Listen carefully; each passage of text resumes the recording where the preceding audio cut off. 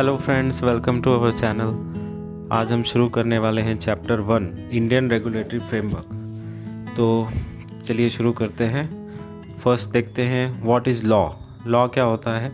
A set of obligation and duties जिसे impose करते हैं गवर्नमेंट, बट क्यों करती है? For securing welfare and providing justice to the society.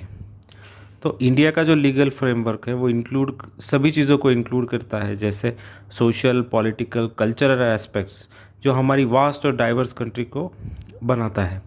तो चलिए देखते हैं next sources of law.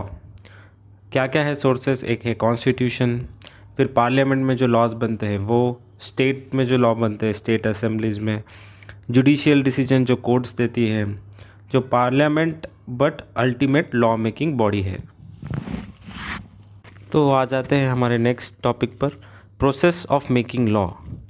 Law जब प्रपोज होता है पार्लियामेंट में उसको कहते हैं बिल, और लॉ पास होता है लोकसभा में, फिर लॉ पास होता है राज्यसभा में, उसके बाद उसे चाहिए assent of president of India. फिर ये लॉ नोटिफाइड होता है बाय गवर्नमेंट पब्लिकेशन में, ऑफिशियल गैजेट में, और जो नोटिफिकेशन में डेट होगी वही इफेक्टिव डेट होगी उस एक्ट की। फिर ये कहा जाएगा एक्ट ऑफ पार्लियामेंट। अब हम देखते हैं डिफरेंट टाइप ऑफ लॉज। तो फर्स्ट चलते हैं क्रिमिनल लॉ पे। Criminal law is relating to violation of rule of law and public wrongs.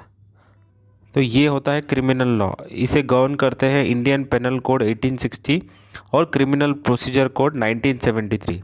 कुछ एग्जाम्पल इसके दूँ तो ये है murder, rape, theft etcetera. Next है हमारा civil law. Civil law matters of dispute between individual and organisation are dealt under civil law. Civil law का focus होता है डिस्प्यूट रिजॉल्व करना। तो इसमें जो टाइप ऑफ लॉ आते हैं जैसे कि लॉ ऑफ कॉन्ट्रैक्ट हो गया, फैमिली लॉ हो गया, प्रॉपर्टी लॉ हो गया। तो इसके एग्जांपल दूँ तो जैसे ब्रीच ऑफ कॉन्ट्रैक्ट है, या डिलीवरी नहीं दी गुड्स की, या नॉन पेमेंट हो गया, या डिस्प्यूट बिटवीन लैंडलॉर्ड वगैरह हो गया। तो ये सारे आते हैं सिविल लॉ में। तो नेक्स्ट है हमारा कॉमन लॉ। तो ये होता है जो जुडिशियल डिसीजन से जो केस लॉ बनते हैं उसे हम कॉमन लॉ कहते हैं। Stare decisis is the doctrine which calls for principle supporting the common law. Stare decisis क्या होता है? जो पहले डिसीजन दिए थे कोर्ट ने और आज वो डिसीजन के फैक्ट्स अगर सिमिलर है आज इस केस के, तो it is the obligation of courts to follow the same principle. अब आते हैं प्रिंसिपल्स ऑफ नेचुरल जस्टिस में। तो नेचुरल जस्टिस जिसको कहा जाता है जस्ट नेचुरल, तो ये बात करता है फंडामेंटल प्रिंसिपल्स के जो बियॉन्ड रिटन लॉ के हैं। अब आ जाते हैं हमारे next topic enforcing the law में, जहाँ पर एनफोर्सिंग द लॉ का ये जॉब होता है एग्जीक्यूटिव का, यानी गवर्नमेंट का फंक्शन होता है। गवर्नमेंट का फंक्शन इसे डिस्ट्रीब्यूट कर देती है गवर्नमेंट अपने वेरियस मिनिस्ट्रीज़ को। तो चलिए देखते हैं कुछ ministries. So first come to ministry of finance. There are 4 central civil services under it. One is Indian revenue service, Indian account and audit service, Indian economic service and Indian civil court service. अब इसके under आने वाले department की बात करते हैं। Department of economic affairs, department of expenditure, department of revenue, department of financial service, department of investment and public asset management, department of public enterprises. अब आ जाते हैं हमारे नेक्स्ट मिनिस्ट्री पे, ministry of corporate affairs MCA। It is concern with companies act, LLP act, bankruptcy code 2016। Next है हमारा ministry of home affairs, जिसकी responsibility होती है maintenance of internal security, domestic policy. इसे हेड करते हैं हमारे union minister of home affairs. फिर आ जाते हैं ministry of law and justice. ये डील करता है management of legal affairs, legislative activities and also it covers administration of justice. फिर आ जाते हैं securities and exchange board of India, SEBI। ये एक रेगुलेटरी बॉडी है जो सिक्योरिटीज़ और कमोडिटी मार्केट को रेगुलेट करती है। फिर आते हैं हमारे RBI, reserve bank of India, India का सेंट्रल बैंक है। रेगुलेट करता है एंटायर बैंकिंग सिस्टम को और कंट्री का पेमेंट सिस्टम भी मैनेज करता है। नेक्स्ट है insolvency and bankruptcy board of India, IBBI। इसका काम होता है to oversee insolvency proceedings and entities. ये कवर करता है इंडिविजुअल्स को, कंपनीज को, एलएलपी को, पार्टनरशिप फर्म को। इसका काम होता है to speed up resolution process of stressed asset. इसके अंडर आते हैं दो tribunal, NCLT and debt recovery tribunal. अब आते हैं functions of judiciary, regulation, interpretation and acts and code. First function है, सेकंड है dispute resolution, third is promotion of fairness for of the citizens of the land. तो hierarchy ऐसी है, supreme court, फिर high court and then district court. तो चलिए बात करते हैं सुप्रीम कोर्ट की। It is an apex body of the judiciary. It was established in on 26th January 1950. The Chief Justice of India is the highest appointed authority under Article 126. Principal bench में 7 members थे, but now it is increased to 34. Individual who is seeking relief can file a writ petition under Article 32. Next है हमारा High Court. High Court is a court of appeal and each state or union territory needs to have High Court. The High Court has appellant, original and supervisory jurisdiction. Under Article 214 says High Court should be in each state. Article 227 of the Indian Constitution limits High Court's supervisory powers. An individual can seek remedies against the violation of fundamental rights in High Court by filing a writ under Article 226.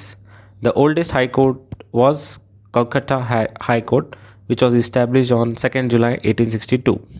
अब आ जाते हैं district court पर। District court जज deals with civil law matters, that is contractual dispute and claim for damages. The territorial jurisdiction is decided by the areas covered by them. तो अब आते हैं मेट्रोपॉलिटन कोर्ट पे। ये इस्टेब्लिश होते हैं मेट्रोपॉलिटन सिटीज़ में with consultation of high court. इसका क्राइटेरिया होता है पॉपुलेशन ऑफ 10 lakhs और मोर। तो दोस्तों आ जाते हैं हमारे test your knowledge multiple choice question के फर्स्ट क्वेश्चन पे। A chartered accountant should be aware of the law because. Chartered accountant को लॉ की जानकारी होनी चाहिए क्योंकि option number A, he has to be an expert in law. Expertise की जरूरत नहीं है, option A is not the correct option. Option B, he has to argue in the high court and supreme court. ये तो lawyer का काम है, chartered accountant का नहीं। Option number C, he has to advise management and clients on legal matter at a basic and threshold level. जी हाँ, option C is the correct option. Option D, none of the above भी गलत answer है। अब आ जाते हैं हमारे MCQ number 2। Which of the following is not a main source of law in India. तो अगर दोस्तों आप ध्यान देंगे, मेन MAIN को देखिए कैपिटल में लिखा है, तो मेन सोर्स क्या है?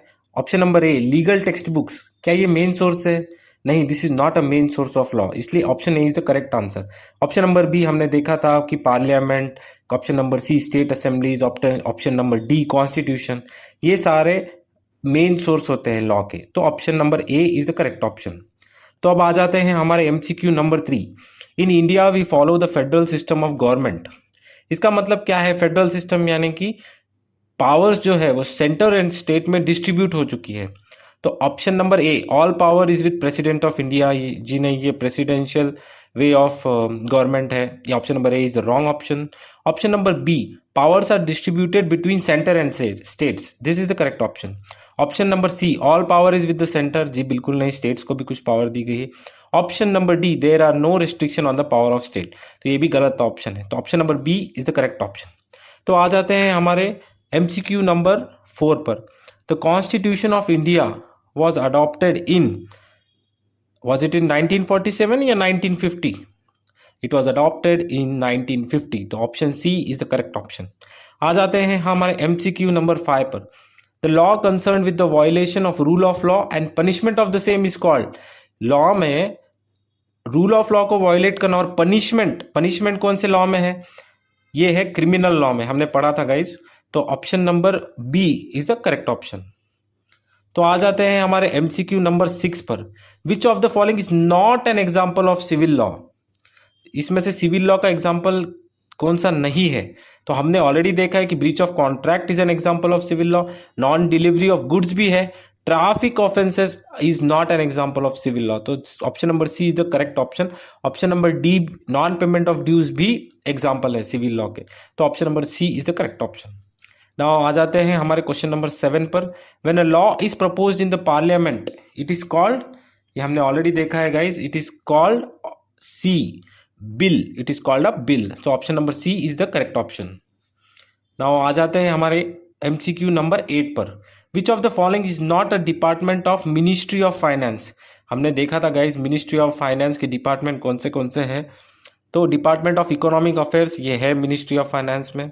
Option number B department of expenditure, ये भी है guys. Department of states option number C, ये नहीं है, department of ministry of finance में नहीं आएगा ये। तो option number C is the correct option. दोस्तों आ जाते हैं हमारे क्वेश्चन नंबर 9 पर। Courts get territorial limits based on the local limit within which the party resides. Option number B the local limits within which the property under dispute is located. तो ये दोनों भी correct option है। तो option number C either A और B, तो this is the correct option because option number A और option number B, option number D none of the above, ये भी रॉन्ग आंसर है। तो हमारा option number C is the correct option. तो दोस्तों आ जाते हैं अब हमारे डिस्क्रिप्टिव क्वेश्चंस पर। तो question number 1, what is the significance of supreme court and high court in the Indian judiciary. तो इसको एक्सप्लेन करता हूं मैं। फर्स्ट हम लेंगे सुप्रीम कोर्ट पर। It is an apex body of the judiciary. It was established in 26 January 1950। Chief justice जो of India जो होता है वो हाईएस्ट अपॉइंटेड अथॉरिटी होता है अंडर आर्टिकल 126। इसके प्रिंसिपल बेंच में पहले होते थे 7 मेंबर्स, अब इंक्रीज कर दिए गए हैं 34 मेंबर्स। तो individual who is seeking relief he can file a writ petition under article 32। Article 32 के अंदर रिट पिटिशन फाइल करके वो रिलीफ कर सकता है। तो अब आ जाते हैं हम हमारे हाई कोर्ट पर। हाई कोर्ट में है it is a court of appeal and it should be in each state and union territory. High court के पास होती है अपीलेंट, ओरिजिनल और सुपरवाइजरी जुरिस्डिक्शन। 2 आर्टिकल्स की हम यहाँ बात करेंगे। आर्टिकल नंबर 214 कहता है कि high court should be in each state, और आर्टिकल 227 जो है वो लिमिट करता है हाई कोर्ट की सुपरवाइजरी पावर को। An individual can seek remedies under article 226। और ओल्डेस्ट हाई कोर्ट जो था वो कैलकाटा हाई कोर्ट का था। तो यहाँ पर हमारा फर्स्ट क्वेश्चन का आंसर कंप्लीट होता है। अब आ जाते हैं क्वेश्चन नंबर 2 पर। What do you understand by law, also elaborate the procedure for making a law. तो ये ऑलरेडी हमने बात की थी, चलिए फिर से इसको रिवाइज करते हैं। लॉ क्या है दोस्तों? Law is a set of obligation and duty. ये एक ड्यूटी और ऑब्लिगेशन का सेट है जो इम्पोज करती है गवर्नमेंट। क्यों? क्योंकि उसको वेलफेयर और जस्टिस चाहिए सोसाइटी के लिए, इसलिए वो हम पर इम्पोज करती है। तो इंडिया का जो लीगल फ्रेमवर्क है वो सब कुछ इंक्लूड करता है, जैसे सोशल हो, पॉलिटिकल, कल्चरल एस्पेक्ट, हमारी पूरी डाइवर्स कंट्री के सारे एस्पेक्ट वो कवर करती है। अब प्रोसीजर पर आ जाते हैं। जब लॉ प्रपोज होता है पार्लियामेंट में उसको कहते हैं बिल।